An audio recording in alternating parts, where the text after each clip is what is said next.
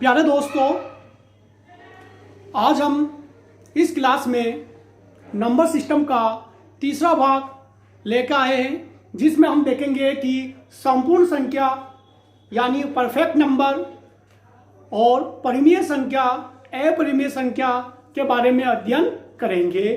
तो हम पहले देखेंगे कि संपूर्ण संख्या क्या होती है।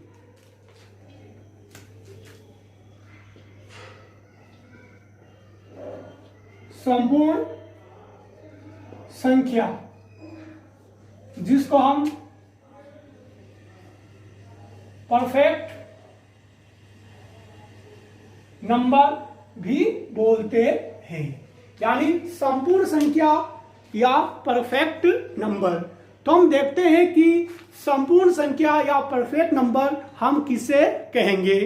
तो इसकी हम डेफिनेशन देखें तो ये होती है कि ऐसी संख्या जिसके गुणनखंडों का योगफल उस संख्या के दुगने के बराबर हो। यानी जो भी संख्या है हम उसके क्या करेंगे, गुणनखंड करेंगे और उसके गुणनखंडों का योग करके देखेंगे। यदि उन गुणनखंडों का योग उस संख्या का क्या हो, दुगना हो, तो हम उस संख्या को क्या कहेंगे, परफेक्ट या संपूर्ण संख्या कहेंगे। तो इस प्रकार हम लिख सकते हैं, ऐसी संख्या जिसके गुणनखंडों का योगफल उस संख्या के दुगने के बराबर हो, तो ऐसी संख्या संपूर्ण संख्या या परफेक्ट नंबर कहलाती है। यानी ऐसी संख्या जिसके गुणनखंडों का योगफल उस संख्या के दुगने के बराबर हो, तो ऐसी संख्या संपूर्ण संख्या कहलाती है। जैसे कि हम देखते हैं 6 है। 6 को कौन कौन सी संख्या डिवाइड करती है?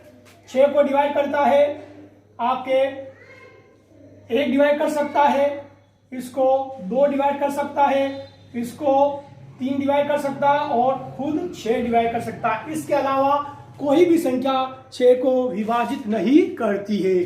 तो हम देखते हैं कि 6 संख्या है जिसको 1 डिवाइड कर सकता है, 2 कर सकता है, 3 कर सकता है और 6 कर सकता है। अब चारों का हम क्या है, ये इसके क्या है, गुणनखंड हो गए। ये क्या है, इसके गुणनखंड है।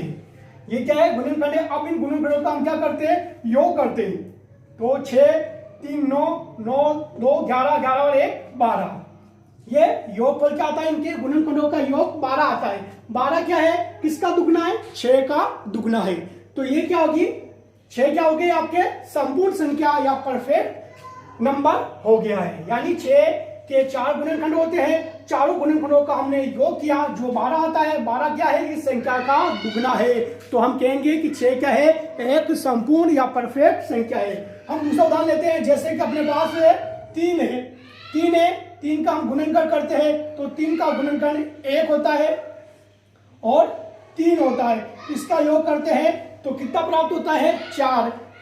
3 का क्या है, दुगना नहीं है। तो ये आपकी क्या है, परफेक्ट अंक या नंबर नहीं है। हम देखते हैं 8 लेते हैं। 8 को कौन कौन काट सकता है, 1 काटेगा, 2, 4 स्वयं और 8 स्वयं। तो इसके यहाँ पर योगफल करते हैं तो कितना होता है, 8 और 4 12, 12 और 4 14 और 1 15। इसका योगफल क्या होता है, 15, जो किसका 8 का दुगना नहीं है। तो ये भी क्या है, आपके परफेक्ट अंक नहीं है। तो परफेक्ट या संपूर्ण संख्या क्या होती है? जिस संख्या के गुणनखंडों का योगफल उस संख्या के दुगने के बराबर हो तो हम उसे क्या कहेंगे? संपूर्ण संख्या या परफेक्ट अंक कहेंगे। तो कुल मिला के परफेक्ट संख्या कितनी होती है वो देखते हैं। तो 4 तक अंकों की संख्या में, 4 तक अंकों की संख्या में कुल परफेक्ट अंक है 6, 28, 496 और 8128। ये 4 अंकों तक की संख्या में यही क्या होती है? परफेक्ट अंक होते हैं। तो आपको याद रखना है कि एक से लेकर 100 तक में 2 और 500 तक में आपके 3 और 8000 तक में क्या है? 8000 समूह तक में आपके कितने होगी? 1, 2, 3, 4 है। तो ये है 4 अंकों तक, यही है परफेक्ट संख्या। तो आपको याद रखना है कि परफेक्ट संख्या क्या है वो अब आपको समझ में आ गई होगी। अब अगला पॉइंट है परिमेय संख्या। परिमेय संख्या क्या होती है?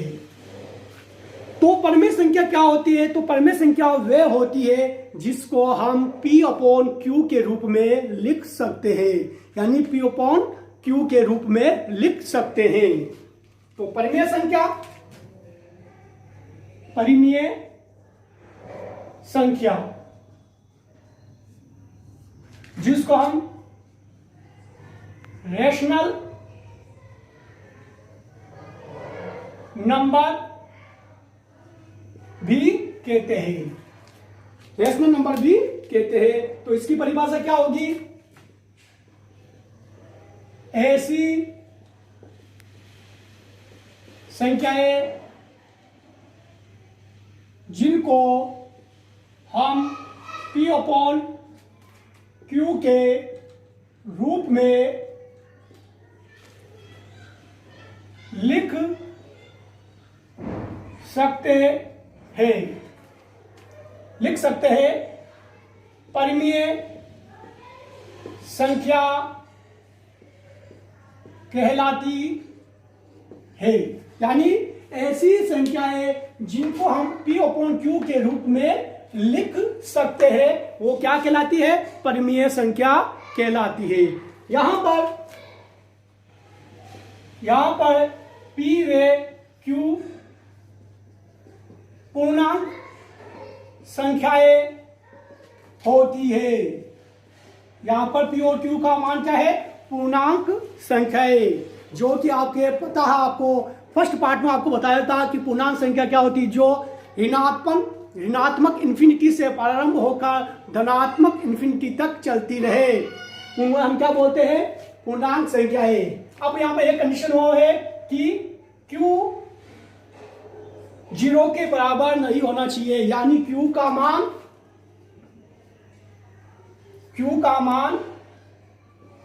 0 नहीं होना चाहिए। यानी आप हर को 0 नहीं ले सकते, अंश 0 हो सकता है परंतु Q का मान 0 नहीं होगा। ये आपको बात याद रखनी है।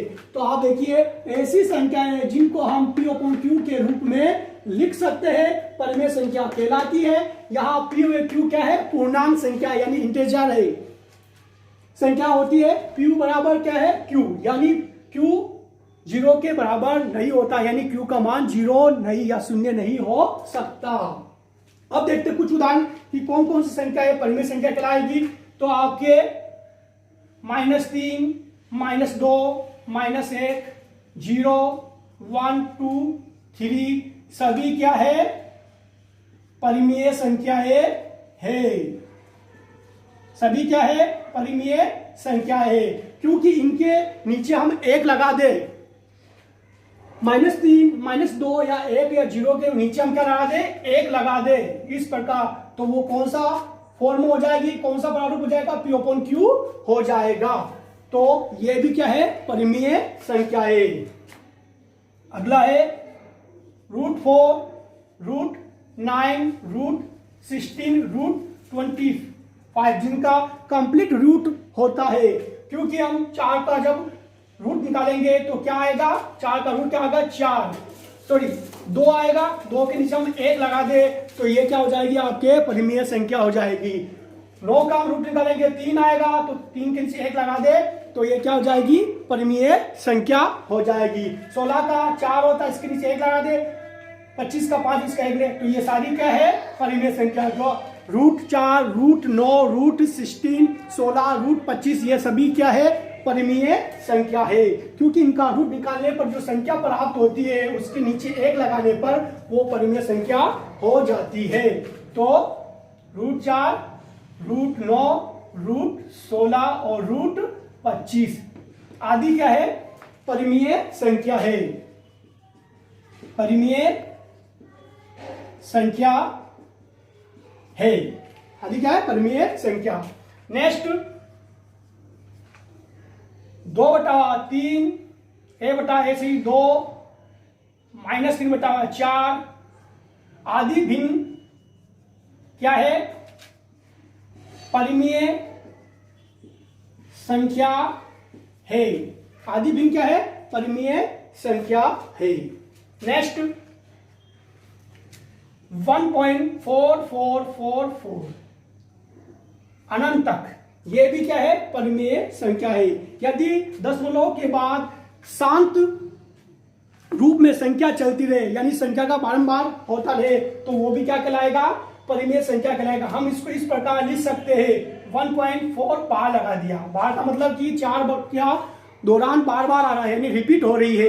तो इसको अगर हम सोल्व करें तो क्या आएगा 1 + 4/9 और सोल्व करेंगे तो 13/9 आएगा। तो 13/9 फॉर्म किसका है परिमेय संख्या का है तो 13/9 आता है तो यानी 1.44 ये भी क्या है परिमेय संख्या है। इसी प्रकार हम देखें तो 2.76 बार, इसका मतलब है कि 76 का पैटर्न बार बार आ रहा है।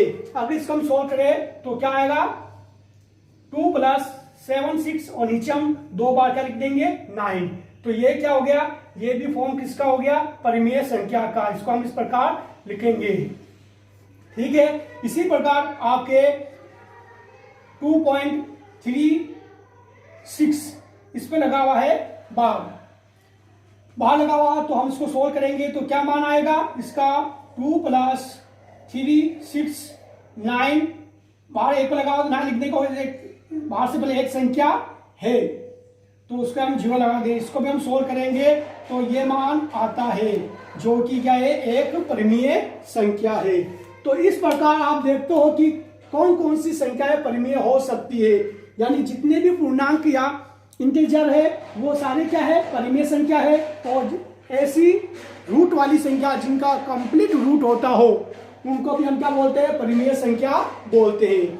2/3 जितनी भी भिन्न है उन भिन्नों को हम क्या बोलते हैं परिमेय संख्या बोलते हैं। और जब हम दशमलव की बात करते हैं तो दशमलव के बाद कोई एक पैटर्न होता है यानी एक संख्या का दोहरान होता है या 2 संख्या का दोहरान होता है या 3 संख्या का दोहरान होता है तो ऐसी सारी दशमलव के बाद वाली संख्या सारी क्या होगी आपके परिमेय संख्या होगी, जैसे हमने एग्जाम्पल लिया। तो ये परिमेय संख्या है, ऐसी संख्या जिनका हम P/Q के रूप में लिख सकते हैं वो संख्या क्या कहलाएगी परिमेय संख्या है। यहाँ पर P और Q है पूर्णांक संख्या, यहाँ इंटीजर है वो है और Q = 0 नहीं होना चाहिए, यानी हर के रूप में हम परिमेय संख्या में कभी भी शून्य नहीं ले सकते हैं। तो ये आपके सामने परिमेय संख्या के बारे में जानकारी और इसलिए हमने कर ली है और मेरे को लगता है कि आपको ये कंप्लीट समझ में आ गई होगी। अब अगला है अपरिमेय संख्या।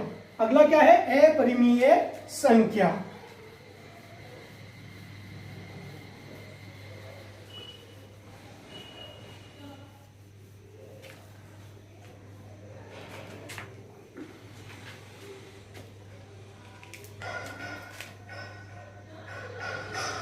इरेशनल नंबर या अपरिमेय संख्या। इरेशनल नंबर या अपरिमेय संख्या, तो इसका क्या कह सकते हैं कि क्या होगी इसकी परिभाषा। तो इसकी परिभाषा यह होगी कि ऐसी संख्या जिन्हें हम P/Q के रूप में नहीं लिख सकते हैं उन्हें हम क्या बोलते हैं अपरिमेय संख्या।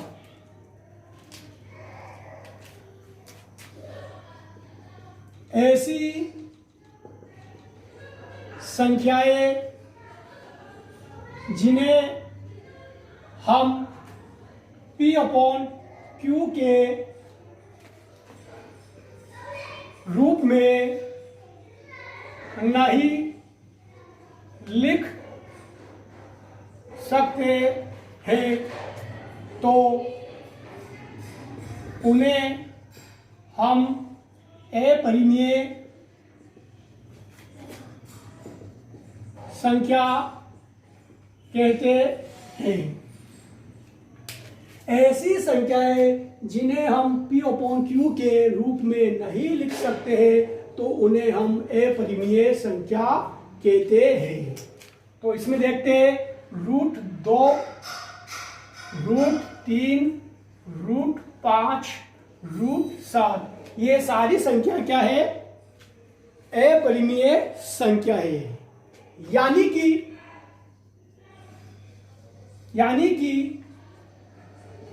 जितनी भी अभाज्य संख्या है उन पर यदि रूट लगा दे तो वे सभी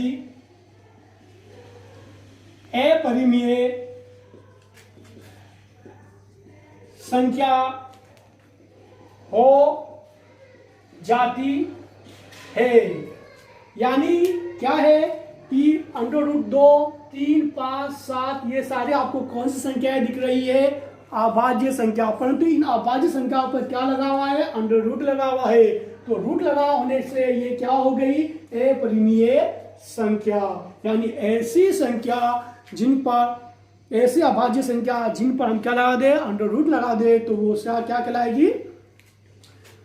अपरिमेय संख्या। और इसमें क्या है? इस संख्याओं को हम P अपॉन Q के फॉर्म में नहीं लिख सकते हैं। इसी प्रकार कुछ दशमलव वाली संख्या जिनके अंदर में अशांत पैटर्न होता है, यानी दशमलव के बाद 6, 7, 8, 9, 4 यानी सारी संख्या दशमलव के बाद क्या आती हो? भिन्न भिन्न, जिसको हम बोलते हैं अशांत। 4 के बाद 6, फिर आ गया 7, आ गया 8, यानी सारी संख्या क्या अलग अलग है, यानी इसमें कोई पैटर्न नहीं है। तो ऐसी संख्या भी क्या कहलाती है? अपरिमेय संख्या कहलाती है। और मोस्ट जो महत्वपूर्ण है, इंपॉर्टेंट है, वो क्या है? पाई क्या है? ये परिमेय संख्या है या अपरिमेय संख्या?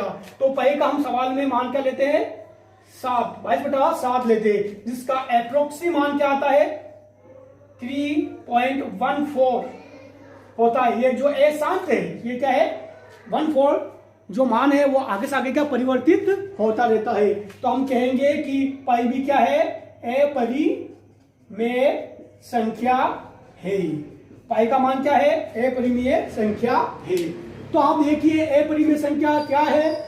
ऐसी संख्याएं जिन्हें हम P अपॉन Q के रूप में प्रदर्शित या लिख नहीं सकते हैं उन्हें हम क्या बोलते हैं? अपरिमेय संख्या बोलते हैं। तो √2, √3, √5, √7 यानी जितनी भी अभाज्य संख्या है उन पर यदि हम √ लगा दे तो वे सभी अपरिमेय संख्या हो जाती है। या फिर हम ऐसे कह सकते हैं कि ऐसी संख्या जिनका कंप्लीट √ नहीं निकलता हो वो भी क्या कहलाएगी? अपरिमेय संख्या कहलाएगी। दूसरा पॉइंट यह है कि ऐसी दशमलव वाली संख्या जिनमें कोई नियमित या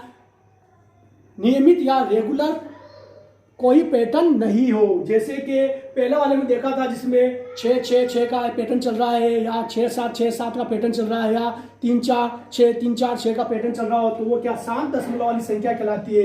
यहाँ पर अशांत है 4-6-7-8-9-4 यानी कोई भी इसमें रेगुलरिटी नहीं है। तो ऐसी संख्या भी क्या कहलाती है? अपरिमेय संख्या कहलाती है। पाई का मान 22/7 जिसका अप्रोक्सीमेट मान क्या होता है? 3.14 और आगे अशांत चलता है, तो ये भी क्या है? अपरिमेय संख्या है। तो आज की क्लास में आपको परफेक्ट नंबर और अपरिमेय नंबर और परिमेय नंबर के बारे में अच्छी तरह से जानकारी हो गई होगी। अब नेक्स्ट क्लास के अंदर हम देखेंगे बाध्यता के नियम, डिवाइडर के नियम की कौन कौन सी संख्या किस किस संख्या को विभाजित कर सकती है, यानी कौन से अंकों से हम कौन सी संख्या को विभाजित कर सकते हैं, उसके बारे में नेक्स्ट क्लास में अध्ययन करेंगे। आज की क्लास के लिए आप थैंक्स, और आपसे रिक्वेस्ट है कि हमारे वीडियो को लाइक करें, शेयर करें, कमेंट करें और अपने दोस्तों के व्हाट्सएप और फेसबुक ग्रुप पर शेयर करके सब्सक्राइब करें। Thank you.